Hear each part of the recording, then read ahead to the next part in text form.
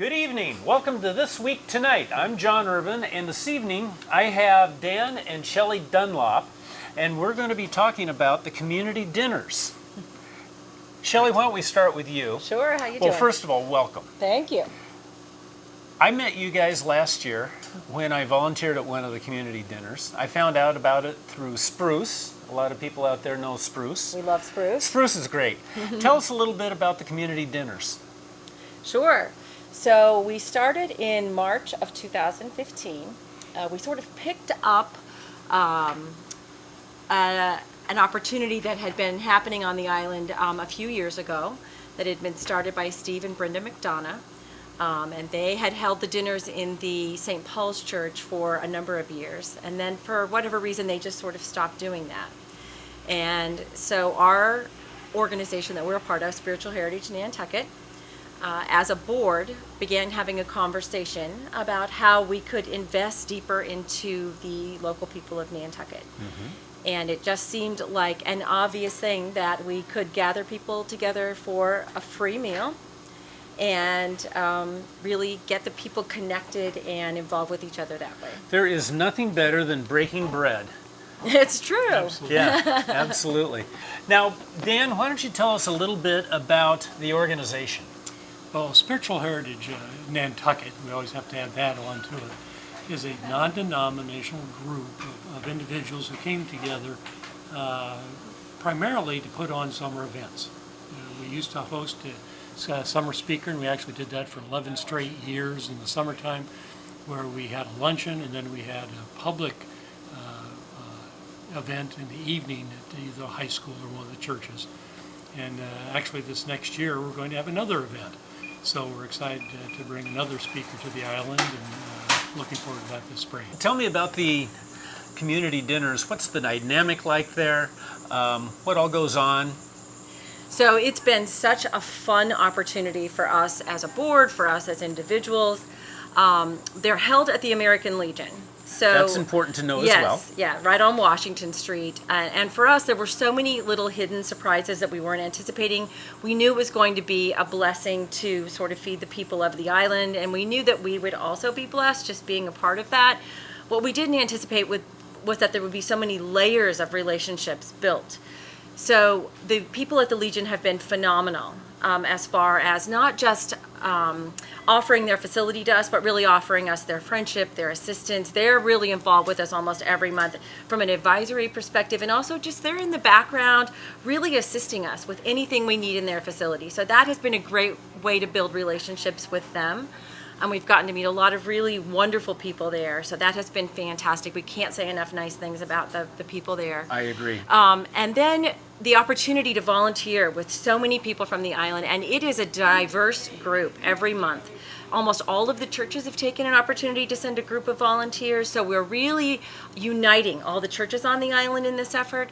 But also it's a widespread group. So we have young people from junior high all the way through high school that are taking an opportunity with community service involvement, and they are coming and volunteering their time and really being a benefit to all of us that are volunteering as well.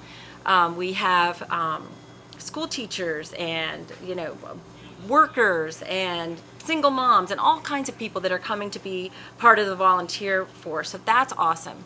As far as who comes to dine, that's always a surprise every month as well. So we get, again, a diverse group of people. And one of our biggest struggles initially was getting the word out as to who the dinners were for. It was confusing to people.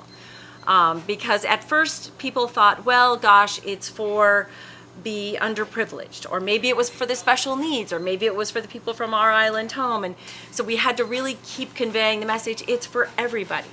And sure enough, everybody is coming. Again, we're getting that diverse group of year-round people and summer people, single moms and busy families and workers and just all kinds of people. It's a good way to connect on the island. It's a community. It's truly a community event. Yep. It's finally turning out to be exactly what we hoped and envisioned it could be.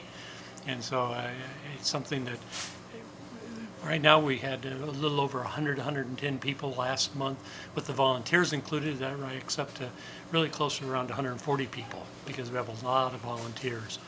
And so we've always wondered, just how many people would actually be interested in coming out in an evening to have dinner with strangers.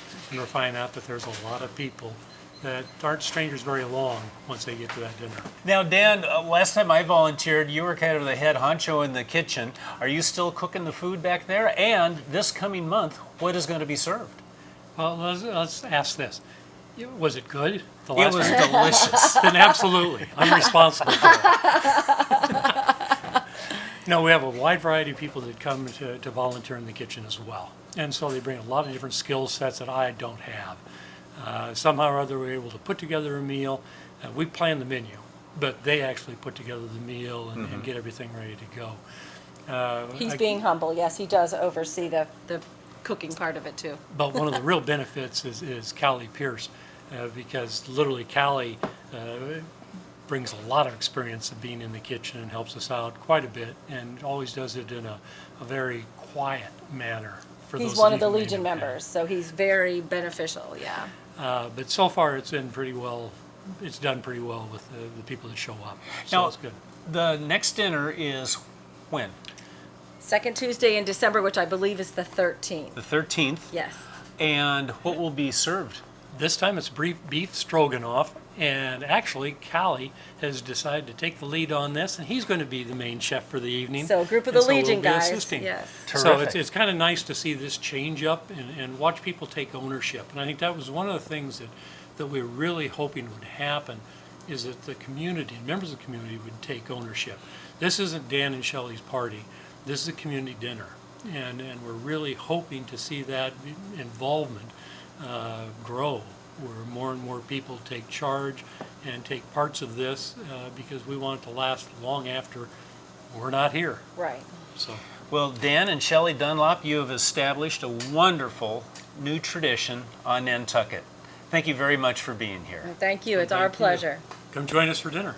You know I will.